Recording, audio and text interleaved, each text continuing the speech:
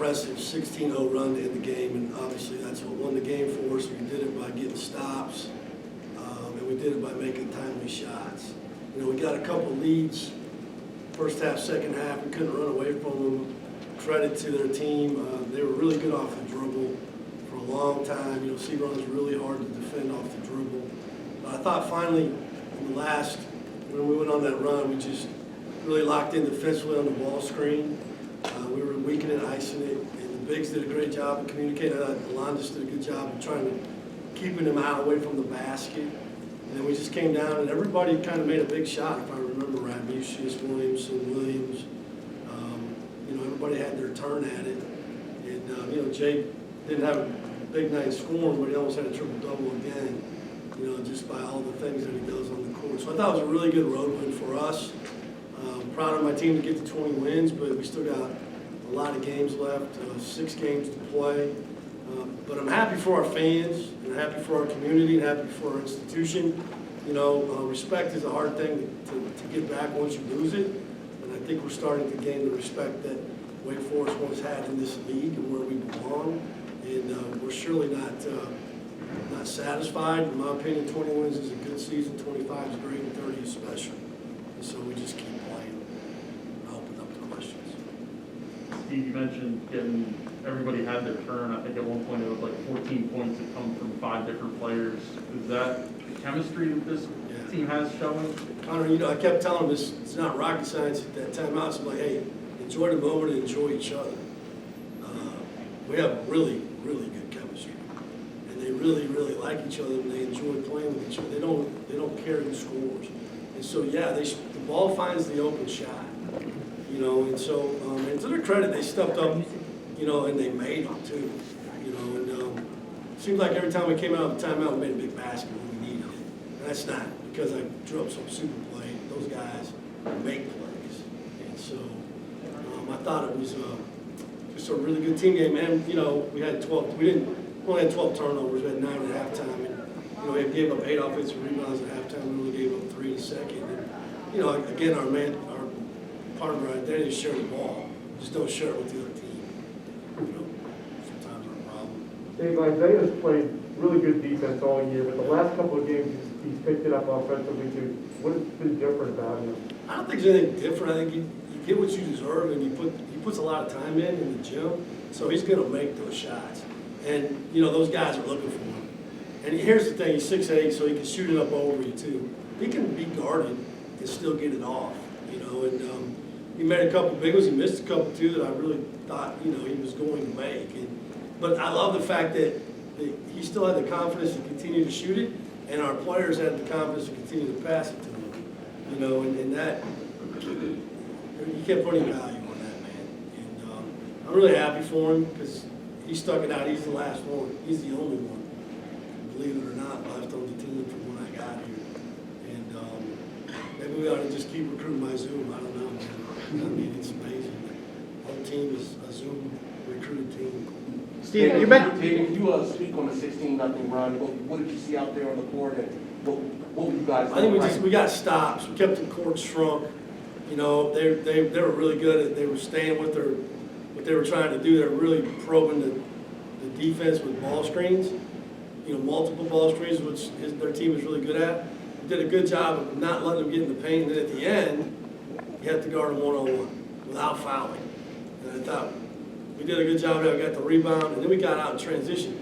We had a hard time scoring sometimes because we couldn't get in transition, you know. And then their pressure, we didn't turn it over a lot, but it slowed us down. We didn't flow great. I didn't think tonight. I did a poor job of that. You know, I thought flowing right into offense. They played a lot of zone tonight and kept us off balance a little bit. But when it was game time, I thought we did a great job. Steve, you comment on that too? I want to hear players' perspective on that 16-0 run. What did you see out there? We started getting stops, and once we started getting stops, we're getting down transition and playing Wake Forest basketball. That's when things turned around for us. Daivien, you guys are 7-2 in single-digit games this year, and we saw how it ended tonight. Why do you think you guys are so effective in the final 4 minutes of games? We actually work on that in practice. You know what I'm saying? The first 4, the middle 4, the last 4 of the game. So I think our preparation has prepared us for those moments. And when we get down the stretch, we just execute, do what we're told, stick to our principles, and stay connected, and we find a way to win. And Steve, how important do you think these next 3 games are going to be, considering it's Miami, it's Duke and Notre Dame, 3 teams at the top of the league standing? Well, I think the next game's the most important. It's Miami. You know, I'm not one of those guys that, you know, it doesn't sound sexy and all that, but I don't look down the schedule. I'm looking right at Miami right now, you know, and so, and after that, you know, we go to Duke, you're right, we play Notre Dame. It doesn't really matter until we get to that, you know, and so the best teams, and I've been on some great ones that have been really successful, they don't look ahead, they don't sneak ahead, they just stay right on task. And I want to give Daivien credit because, you know, he got hit in the mouth tonight, he overcame that, you know, he was struggling with that, you know, I asked him if I should go get his mommy for one, but he told me not to play through. Is that right? That's right. You mad at I him? told you, yeah. Bring him on. Okay.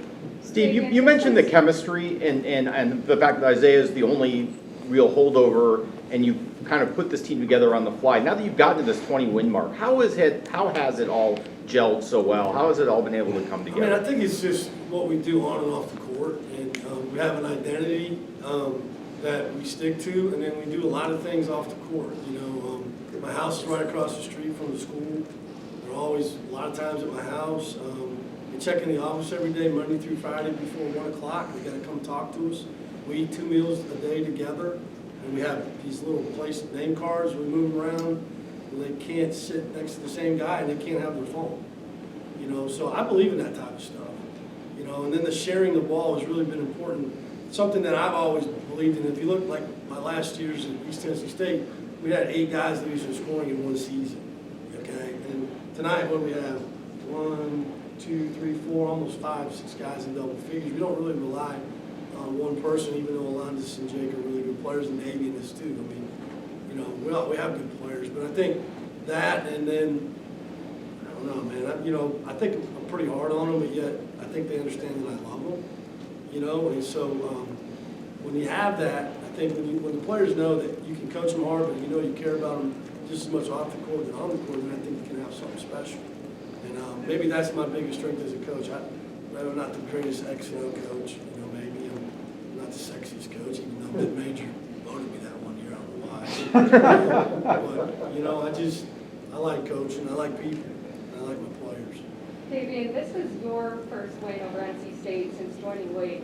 So what's it like for you to be part of this matchup, this rivalry, especially being from in-state?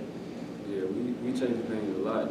It's a lot of first time this year for not only myself but for the team as well. So I mean, it feels good. It always feels good to win. So I'm proud of the team and I'm proud of everybody just for contributing to the win tonight. I liked it. I came to see Daivien play in the state championship here his senior year at Reynolds, and he was the MVP of the state tournament, and he won the state championship. So that was a sign of pretty good things to come from this young man. He's a tough kid, a great player. You know, came out of East Tennessee State and has proven it here in the ACC. So he's a humble young man, but he deserves all the accolades that he gets because he's a really good young man. Well, what's the best thing about going over to the coach's house? Probably my wife's cooking. Cookies. You know, is that? Well, you can answer. His wife cookies, best thing I ever tasted. You know, we have put a little movie theater there in the basement. I was interviewed by Matt Verlander earlier like 3 days ago, and in August my wife and I were in bed, and it was about midnight, and the walls were shaking. We were like, what in the hell is going on? And I went downstairs, and 8 of the players were in there watching the movie. Okay, you know what I mean? Just stuff like that. You can't put a price tag on things like that. Do they all have keys to your house? Oh, no. There's no code either. I'd be knocking on the door and the doorbell. We went and played airsoft, right? You guys tried to kill me once. You tried. You didn't get it done. But we did. We just, you know, I don't know. And hey, here's the thing too. When the best 2-3 players are the most unselfish players, then you got a chance to be really good. And I think you saw that tonight at Jake and Alondas, and they get a lot of pleasure out of passing the basketball. I don't know if you saw that left-handed pass, that line us through across the court to Dream for three. No look. And that's, I'd like to tell you that's great coaching, but that's not. That's just unbelievable natural ability and then the willingness to trust your teammates and get the ball. Do either of you two remember what movie it was? Are you there? I don't remember. Trust me, I wasn't going down there. I could hear them. And, you know, it's kind of off in the corner, but in the basement, but the whole house was shaking. You'd have to ask them. I don't know. Anything else for Coach? Probably Forrest Gump.